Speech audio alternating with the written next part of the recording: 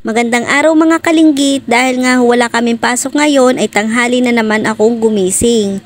Nagsuklay nga lang ho pala ako dyan dahil ako'y bibili sa labas ng aking gagamitin sa paglalaba at uulamin. Malapit lang ho dito yung tindahan at lahat nga ho pala ng aming kailangan ay dun ho namin binibili. Katulad nga ho pala ng itlog, tuyo, asukal na wash, popcorn at Ariel. Dun ko nga ho pala binili. Bago nga ho pala ako magluto at maglaba ay ako muna nga ho pala ay magkakape dahil yan nga lang lagi ang inuuna ko pag ako'y gigising sa umaga o tanghali man ay talagang hindi ho pipiding hindi ako magkakape at talagang hindi ho kumpleto ang araw ko kapag walang kape.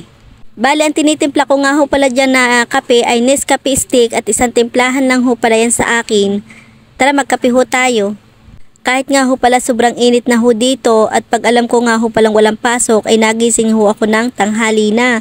Minsan ho ay 11 or 12 lalo na ho kapag ako ay puyat at nanonood ho ng Chinese drama. Nakaka-addict naman ho talagang manood nun lalo na ho kapag maganda yung pinapanood ninyo. Ginagawa ko lang ho ito kapag ako ay walang pasok, pag ako ay nagpupuyat. Pagkatapos ko nga ho pala magkape dyan ay magluluto naman ho ako ng aking uulamin ngayong umaga. Ay hindi na nga ho pala umaga, tanghali na nga ho pala ako nagising. Bali ang gagawin ko nga lang ho dyan sa itlog ay sunny side up ang luto. Naglagay lang ako dyan ng kaunting asin at kaunting magic. Ang gusto ko nga ho pala sa luto yung ganyan sunny side up lang ho. Pagluto na atin na nga ho palang hanguin. Ang isusunod ko naman ho lutuin dyan ay yung tuyo. Pag ilagay na nga ho pala natin sa kawali yung tuyo, atin lang halu-haluin hanggang sa mag-iba yung kulay. Kapag ganito na ho palang itsura niyan ay luto na ho yan at tinang hahanguin sa kawali at baka masunog pa. Ang isusunod ko nga ho pala dyan lutuin ay ang pagluluto ng sinangag na kanin. Magigisa lang ho pala tayo dyan ng bawang dahil sunog na ilalagay na ho natin yung kanin na bahaw. Tapos maglalagay din ho tayo dyan ng pampalasa ng asin at kaunting magic sarap. Tapos halu-haluin lang ho natin hanggang mag-mix yung lasa. Makalipas ang ilang minuto, arit, luto na nga ho pala yung aking nilutong sinangag. Magagawa nga din ho pala ako dyan ng sausawan ng tuyo, suka na may bawang at sili, di kay pagkakasarap na ho na rin pagsausawan ng tuyo. Dahil tapos na nga ho pala ako magluto ay pwede na tayong kumain.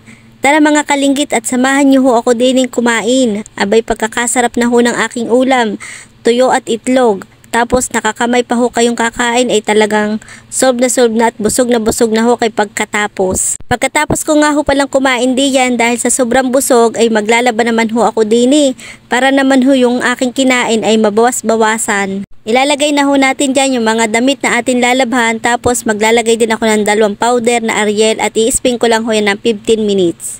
Makalipas nga ho pala ang 3 oras ay nakasampay na nga ho pala yung aking mga damit sa bubong. Sa labas naman ho ay wala ng space at marami nga ho palang naglalaba. Pagkatapos ko nga ho pala maglaba dyan ay sinunod ko naman ho linisin aring aking electric pan.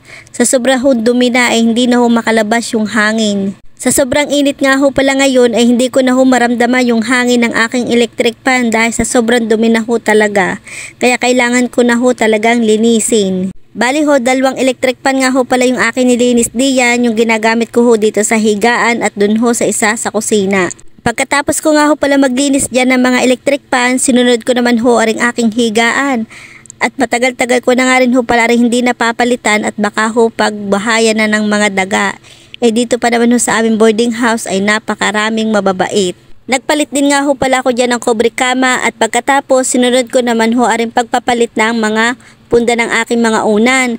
Napakarami ko nga ho palang mga unan diyan. Minsan nakikita nga ho pala dyan ang aking mga katrabaho na pagkarami ko daw mga unan at saan pa daw ako nahiga ay kay naman na sabi ko naman ho ay gusto ko yung maraming unan at marami ho akong katabi sa aking pagtulog. Abay kapag wala ho akong mga unan ay hindi ho ako makakatulog ng ayos. Buti na nga lang ho at medyo mahaba-haba ho yung aming walang pasok ngayon. Kaya ho ako'y nakapaglinis ng aking higaan. At saka isa na rin nga ho pala yung pagbablog ko. Kaya naman kailangan kong maglinis para may i-upload ho akong video. Matapos ko nga ho palang malinis at mapalitan, ito't pakikita ko na nga ho pala sa inyo ang aking higaan na malinis na. Kapag ganito na nga ho palang kaayos at kalinis ang inyong higaan ay digay kasarap nga ho palang tulugan.